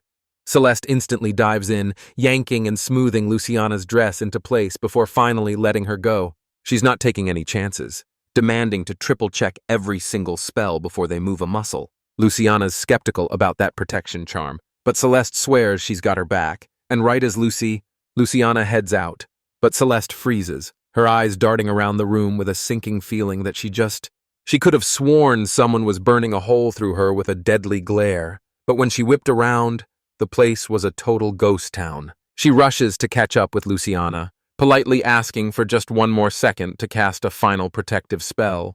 And Luciana coolly agrees, saying she doesn't mind one bit. Luciana demands to know why, but Celeste just shrugs, claiming a lady's instincts must always stay razor-sharp. And when Luciana presses her on what spell she actually used, Celeste calmly explains the device hones her senses, and this time she's cranking her vision to the absolute limit. Luciana rushes over to Max, apologizing for the holdup, but he just brushes it off, telling her not to sweat it as long as she's having a blast. She beams at him and asks if he's ready to work the room, since she's got a whole squad of friends she's dying to introduce him to, and Max gives her his answer. He just shrugs and gives her a quick nod, but then he scans the room, noticing the angel is nowhere to be found. She explains that they've actually split up for the time being. And yeah, he's definitely talking about Cecilia here. He sighs, realizing she's already headed back home. Wait, she really left already? What a total bummer. He was dying to get at least one dance with her. Her face turns beet red as she pouts, teasing him for being so shameless right in front of his date. And while he's totally caught off guard, she's about to burst out laughing, but then she catches herself. How is this guy joking around when he was just moping a second ago? But hey, Max isn't wrong. Luciana totally played him like a fiddle just to get close to melody, only to toss him aside the moment he wasn't useful anymore. And talk about a massive U-turn. Now she's completely reinventing herself. She finally catches on to his teasing, and just like that, he stops messing around. She cuts her laughter short and asks if they're ready, but suddenly she's clutching her chest as that protective spell starts flaring up, triggering the memory of Celeste's warning that anyone targeting her with an evil eye would light up like a beacon. Only she could see the eerie glow. And Celeste's warning was dead serious. Find whoever's emitting that light and stay as far away as possible. She scans the room and locks eyes with a guy giving her the most unsettling smirk, making her brain immediately go into overdrive. She's thinking this guy is a total creep, but then the light flares up and that's when she notices another presence, realizing this thing really does lash out at anyone who dares to show her some hate. Luciana's a total social rookie, so Max figured he'd have to play her personal bodyguard against every snake in the room, but surprisingly, she's already got a killer instinct for spotting exactly who's bad news. It hits him right then. That's the perfect trait for a high-ranking noble's wife. She keeps up a perfect ladylike smile, but behind that mask, she's sensing some serious hostility, all while wondering why her rival has to be so incredibly gorgeous. She's a total beauty, but Max leans in and whispers that she's actually the young Duchess of Rinkitor, telling her, "That's Count Cezone from the Finance Bureau, and get this, he's already been flagged for being a total creep toward the maids." She mutters about his playboy antics, but Max chimes in that the lady is probably just seething with jealousy after she completely stole the spotlight tonight. She's convinced she owned the entire night, but Mac reveals she's actually totally oblivious to what's really going down. Tonight, the Crown Prince and Lady Victilium were the undisputed stars of the show, while Lady Rinkador took the silver medal as the heavy-hitting VIP from the next most powerful family in the land. But man, things took a wild turn. The crowd's favorite fairy princess just set the ballroom on fire, dancing with a mysterious angel, leaving our high-ranking lady completely invisible and absolutely fuming that her big social debut was a total flop. He warns that tomorrow is going to be a total train wreck, with every student breathing down the fairy princess's neck, which is the complete opposite of the low-key life he was aiming for. He flashes her a confident smirk, telling her to keep her eyes locked on him and whatever she does, don't look down. She tells her not to sweat it, because he's about to introduce some friends who are dying to lend her a hand. Then, out of the blue, she just drops his friends into the conversation. Just then, Anna steps out and tells the fairy princess it's a massive honor to finally meet her in the flesh. Christopher steps up and drops a massive bombshell by revealing he's the crown prince, leaving her so completely blindsided that she can only stammer out a panicked greeting. Max reassures her that she can finally relax, because there's absolutely no reason to be nervous around them. He explains that those two are actually super chill and way more grounded than they might seem at first. Anna's genuinely surprised, firing back that she never once tried to act like some stuck-up high and mighty elite. Almighty wheels around to Luciana, desperate to know who that mysterious angel was on the dance floor, only for Luciana to reveal she was actually just dancing with Cecilia. The second Cecilia's name drops, they all recoil in absolute shock. Anna instantly goes into full interrogation mode, firing off questions about Cecilia's location and appearance like a machine gun. Before she can even get a word in, Anna's already demanding her birthplace and family name, but Max steps in and raises his. He throws up a hand to quiet the crowd, but Luciana is completely baffled, revealing that Cecilia already headed home and that she's actually a blonde. Once more, they both recoil in shock, and they can't even begin to explain the madness unfolding. They're completely losing it over her golden hair, and when a confused Luciana asks what's wrong, they finally tell her it's. Anna brushes it off as nothing, but her mind is spiraling. Could Cecilia actually be the heroine? The script calls for silver hair, not this bright gold, and while her partner matches the rumors perfectly, she isn't the vice-chancellor's daughter, leaving Anna desperate to figure out who this girl really is. Lucy. Luciana can't thank the group enough for looking out for her all night. Anna chimes in, saying they definitely need to keep this same energy going at school.